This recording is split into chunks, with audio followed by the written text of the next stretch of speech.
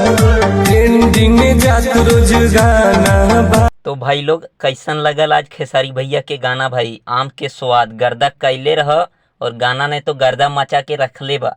तो भाई इसी तरह लगातार आप लोग बरकरार रखिएगा भाई। आम का स्वाद भाई, आम का सीजन है और आम का गाने का मजा लीजिए भाई। काफ़ी ज़्यादा बवाल गाना लेकर आए खेसारी लाल यादव।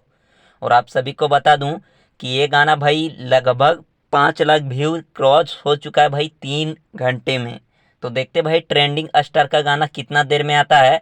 तो भाई ट्रेंडिंग में जैसे ही आएगा एक वीडियो जरूर बनाएंगे। और भाई वीडियो अच्छा लगा होगा तो लाइक कीजिएगा, चैनल पे नए होंगे तो भाई सब्सक्राइब जरूर कीजिएगा।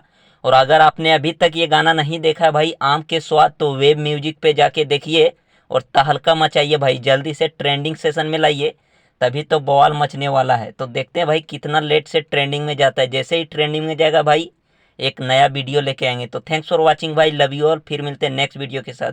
और ये बवाल वीडियो देख लीजिए। हम कोनो पेड़ ना हिल के हिला के गिरा दे, हम खेसारी नहीं हिल के गिरियो जब बाबा चले।